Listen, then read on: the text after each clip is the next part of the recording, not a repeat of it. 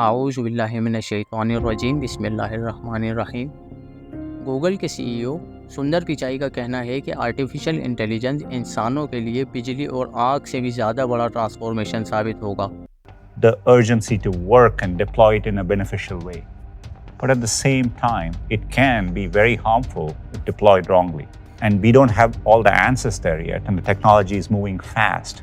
So, does that keep me up at night? Absolutely. I think one of the things we need to be careful when it comes to AI is avoid what I would call race conditions, where people working on it across companies, etc., so get caught up in who's first that we lose, the potential pitfalls and downsides to it. Artificial intelligence इस एक नाम ने दुनिया में बदलाव की speed 1000 गुना बढ़ा दी है। जो पिछले कई सौ सालों में ट्रांसफॉर्मेशन नहीं हो सका था, वो आर्टिफिशियल इंटेलिजेंस ने कुछ ही टाइम में कर दिया। सोशल मीडिया, न्यूज़पेपर, टेलीविज़न, हर जगह पर एआई के बारे में सुनना और पढ़ना अब आम बात हो गई है। ये सब तो छोड़ो, अब टेलीविज़न पर न्यूज़ सुनाने वाले भी एआई एंकर्स हैं। रेपिटेशन वाले काम की तो तकरीबन सारी जॉब्स एआई रिप्लेस भी कर चुका है। सब कुछ कितना आसान हो गया है, ये सुनने में कितना अच्छा लगता है। पर हम सबको एक बात बचपन से सिखाई गई है, हर चमकने वाली चीज़ सोना नहीं होती। आर्टिफिशियल इंटेलिजेंस के अच्छे फीचर्स देखकर हम इतने अंधे हो गए हैं कि हमें इसका असली चेहरा दिखाई ही नहीं देता।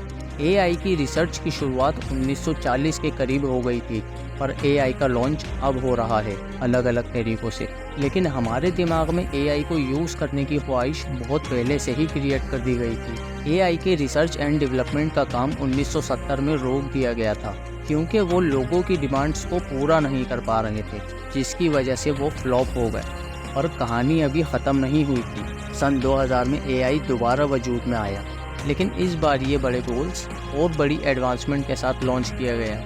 अब एआई, ह्यूमन रोबोट्स, ये सब चीज़ों के बारे में कोई हमें साल 2000 में आकर बताता तो शायद हम उसे पागल बोल देते। पर ऐसा क्या बदल गया 2000 से 2023 के दरमियान कि अब हम इन सब चीज़ों को रियल बोल नहीं रहे, बल्कि हम इन्हें रियलिटी में यूज़ भी कर रहे हैं। करिश्मा का करिश्मा, ये टीवी शो तो हर 90s के लोगों को याद होगा। इस शो का अहम किरदार था एक बच्ची जो कि एक रोबोट थी। ये एक फैमिली के साथ उनके घर में रहती थी, सारे काम जल्दी जल्दी करती थी और हर मसले को चुटकियों में हल कर देती थी। बैटरी पे चलती थी और किसी को कोई नुकसान नहीं पहुंचाती थी। 90s का हर बच्चा चाहता था कि उसके घर में एक करिश्मा हो, और इसी तरह लोगों में इंसानी रोबोट्स की ख्वाहिश पैदा हो गई। इसके अलावा आयरन मैन तो आपने देखा ही होगा, और हम सब भी कुछ आयरन मैन की तरह ही करना चाहते थे हमेशा से, कुछ इस तरह। Like the old man said, together. Relax, Shawhead. Not all of us.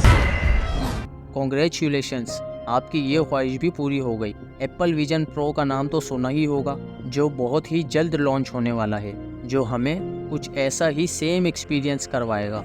ये सब हमारी ख्वाहिश थी नहीं, बनाई गई है। लेकिन हाँ, ये सब हमारी ख्वाहिश बनाई गई है, लेकिन ये सब हमारी ज़रूरत आज भी नहीं है। लेकिन अब हम तकरीबन ऐसे दलदल में फंस चुके हैं जहाँ से निकलना मुश्किल ही नहीं, नामुमकिन है।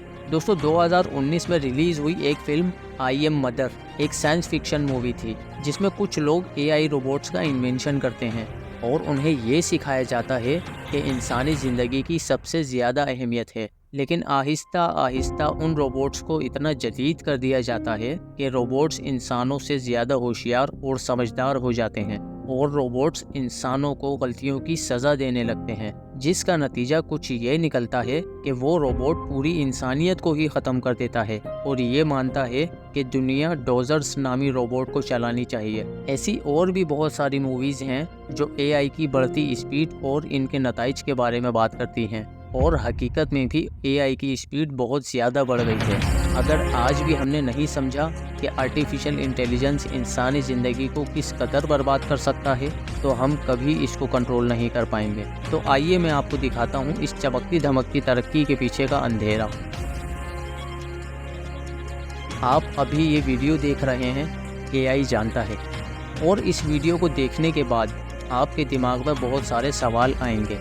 एआई को वो भी पता है हमारे फ़ोन को अनलॉक करने वाले फेस और फिंगरप्रिंट सेंसर्स हों या कोई और सोशल मीडिया ऐप, हमारी पर्सनल डिटेल से लेकर हमारे लाइक और डिसलाइक, यहाँ तक कि हमारी सोच, सब कुछ एआई की नज़रों में है। आर्टिफिशियल इंटेलिजेंस का हमारी ज़िंदगी में जो किरदार है, उसके बाद प्राइवेसी सिर्फ़ और सिर्फ एक भ्रम है। आपको क्या लगता है? आपके बैंक अकाउंट की डिटेल्स, आपकी पर्सनल चैट्स, आपकी गैलरी में मौजूद हर एक फ़ोटो, आपके मेल्स और आपके अकाउंट के पासवर्ड्स सब कुछ सेव हैं? बिल्कुल नहीं। ये सब डेटा एआई के पास मौजूद है और वो कब इसे हमारे ख़िलाफ़ इस्तेमाल करेगा, हम नहीं जानते। साइकोलॉजिस्ट कहते हैं कि हम अपने दिमाग को जितना इस्तेमाल करेंगे, जितना सोचेंगे, हमारा दिमाग उतना ही तेज़ होता चला जाएगा। पर आर्टिफिशियल इंटेलिजेंस का सीधा और बहुत बड़ा असर हमारे सोचने की सलाहियत को ख़त्म करने पर ही है। हम धीरे धीरे हर चीज़, हर काम के लिए एआई को इस्तेमाल किए जा रहे हैं। रिसर्च हो या डेटा स्क्रिप्टिंग, कैप्शन आइडियाज़ हो या प्रेजेंटेशन, हम हर चीज़ में एआई की मदद लिए जा रहे हैं। वैसे तो इसे स्मार्ट वर्क का नाम दिया गया है, पर इस काम करने के तरीके की आदत लगने से हमारी स्मार्टनेस आहिस्ता आहिस्ता ख़त्म होती जा रही है। इसकी एक बहुत छोटी सी मिसाल ये है कि जहाँ पहले लोगों को एक मुल्क से दूसरे मुल्क तक जाने के सारे रास्ते याद होते थे, वहीं पे आज हमें हमारे ही शहर में किसी जगह दोबारा जाने के लिए गूगल मैप चाहिए होता है। आर्टिफिशियल इंटेलिजेंस, इसके पास दुनिया का सबसे ज़्यादा डेटा मौजूद है, चाहे वो किसी भी शक्ल में हो। हम एआई को अलग अलग तरीक़ों से अपनी रोज़मर्रा ज़िंदगी में इस्तेमाल करते हैं। एआई को सब पता है और ये बात भी सच है कि ज़्यादा डेटा ख़तरे की निशानी है। आम तौर पर आर्टिफिशियल इंटेलिजेंस के पास मौजूद डेटा से कुछ भी किया जा सकता है, जैसे किसी को बेवकूफ़ बनाना, किसी को धमकी देना, दो मुल्कों के दरमियान आपस में फसाद फैलाना। ये सब एआई से बड़ी ही आसानी के साथ किया जा सकता है। मिसाल के तौर पर ज़रा सोचिए, पड़ोसी मुल्क का कोई सियासतदान आपके मुल्क के बारे में कुछ गलत बोल दे, या आपके मज़हब के बारे में कुछ गलत बोल दे, या कुछ ऐसा बोल दे जिससे लोगों के दिल पे चोट लग सकती हो, तो कितनी बड़ी बड़ी प्रॉब्लम्स हो सकती हैं दुनिया में। अमेरिका के साबिक सदर की वीडियो के साथ भी कुछ ऐसा ही हुआ। उन्होंने कहा कुछ और हमें दिखाया कुछ और गया। इस पर मैं आप लोगों को एक क्लिप दिखाना चाहूँगा। It got me thinking about my full-time employees and their ability to survive on $8 an hour and the grief felt by the people of Orlando. Most of us don't get our healthcare through the marketplace. We get it through our job. And what you should know is that thanks to the Affordable Care Act, your coverage is better today than it was before. You get charged more just for being a woman. ज़रा सोचिए, असल और नकल की पहचान करना किसी आम शख्स के बस की बात नहीं है। तो ऐसे ही वीडियोस मुल्क में फसाद फैलाने के लिए इस्तेमाल किए जाने लगे तो इंसानियत को, आपको और मुझे कोई कैसे बचा लेगा।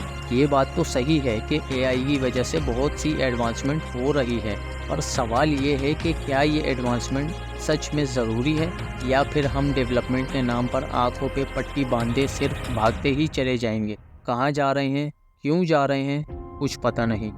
तो दोस्तों, यहाँ हमारी वीडियो का अख्तिताम होता है। वीडियो अच्छी लगी तो वीडियो को लाइक करें, चैनल को सब्सक्राइब करें। मिलते हैं नेक्स्ट वीडियो में, तब तक के लिए अल्लाह हाफिज़।